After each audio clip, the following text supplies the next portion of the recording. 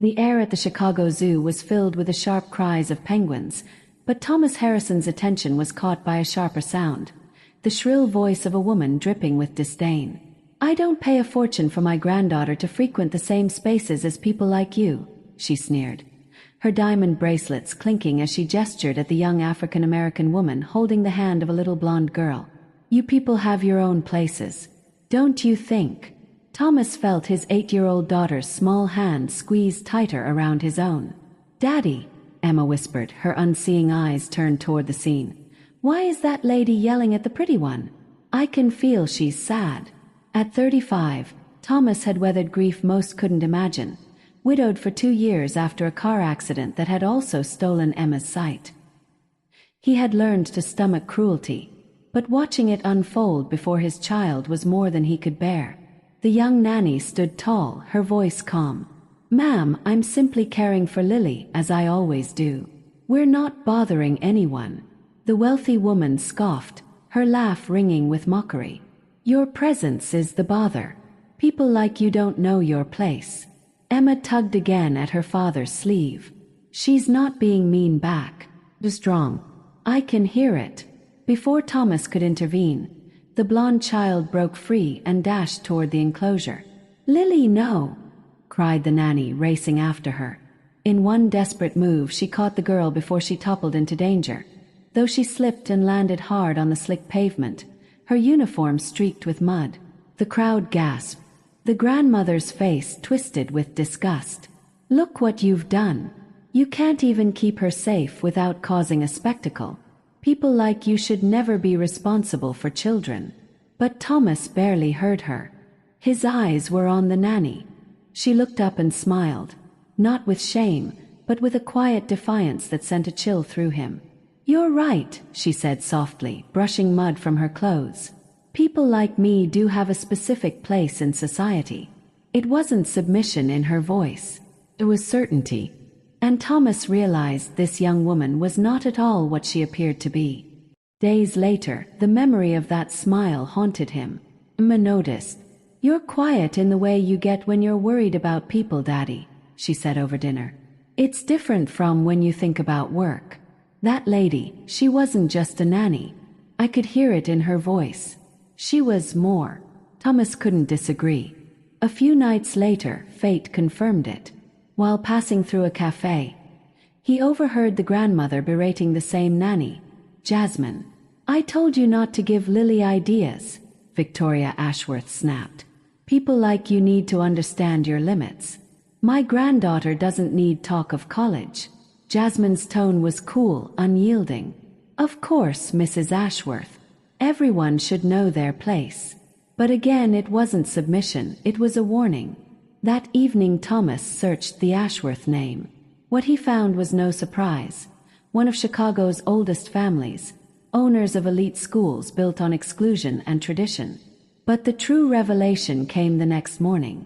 In the middle of a meeting with investors, his assistant interrupted nervously. "Mr. Harrison, a woman is here with a proposal about your inclusive education project." Thomas frowned. The project was his most private passion, inspired by Emma.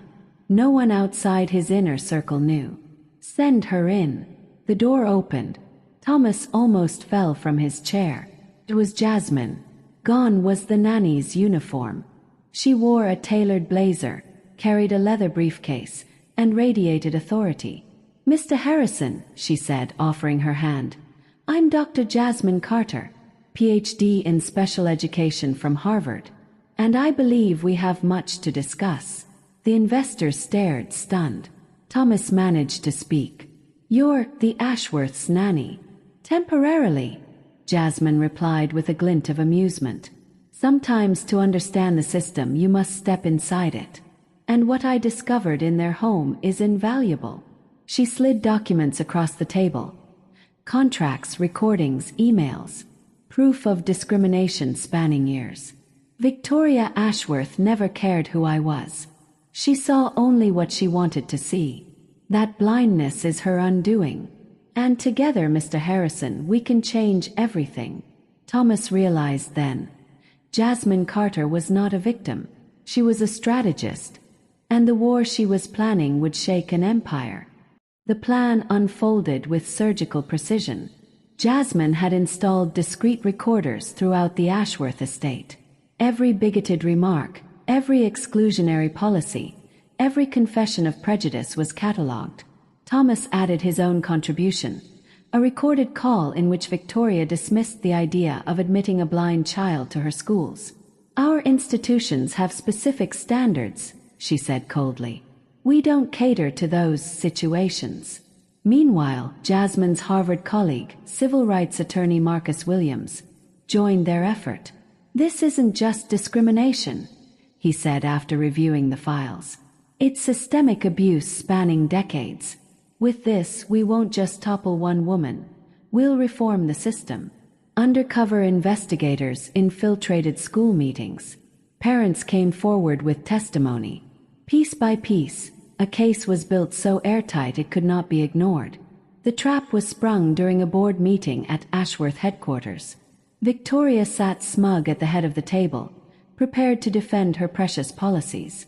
At 2 p.m., the doors burst open.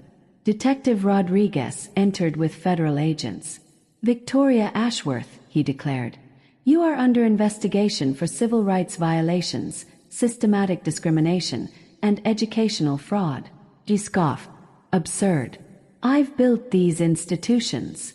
A recorder clicked on, filling the room with her unmistakable voice. "I don't pay a fortune for my granddaughter to attend the same spaces as people like you." Another recording played. And another. Each sentence a blade cutting through her carefully curated power. The door opened once more. Jasmine entered in her blazer, flanked by Thomas and Marcus. Her voice was calm, steady. "Allow me to reintroduce myself. Dr. Jasmine Carter, Harvard Ph.D., expert in institutional discrimination, and for the past 6 months, your employee." Victoria's face drained of color. "You deceived me." "No," Jasmine corrected. "You deceived yourself. You saw what you wanted to see, and it blinded you." As federal agents confiscated files and computers, Victoria's empire crumbled. Years of arrogance collapsed in minutes, her traditions exposed as chains of prejudice. She had told Jasmine to know her place. Now she knew it. 6 months later, the headlines told the story. Elite school director sentenced to 5 years for systematic discrimination. Victoria's assets seized, her reputation destroyed, her name forever tainted. But the true legacy lay elsewhere. In a bright new building funded by those same seized assets, children of all backgrounds studied side by side. Emma moved confidently through the halls, her white cane tapping lightly, her laughter filling the air. "Daddy, 3 more families joined today," she exclaimed. Thomas smiled. "That's wonderful, sweetheart." Jasmine had become more than an educator. She was a movement.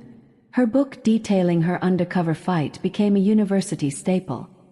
Her lectures inspired millions. Together, she and Thomas had founded schools where excellence was measured not by lineage but by potential. One afternoon in the garden, Emma asked, "Daddy, do you still think about the mean lady at the zoo?" Thomas nodded slowly. "Sometimes, but not with anger. With gratitude. She showed us the world needed to change. And because of her, we made that change." Emma smiled. "Dr. Carter says the best revenge is building something better than what they tried to destroy." Thomas hugged his daughter tightly. Beyond the school windows, children of every color and ability played together, tearing down barriers that had once seemed immovable. Victoria Ashworth had believed power was her birthright. But Jasmine Carter proved the opposite. That true power lies in vision, resilience, and refusing to accept the limits others impose. In the end, the woman who told others to know their place discovered her own, disgraced and forgotten, while Jasmine's place was where it had always belonged, leading an educational revolution that no prejudice could ever stop. And Thomas knew, watching Emma thrive, that the best revenge wasn't destruction. It was creation, something extraordinary, something untouchable, something that would outlast them all.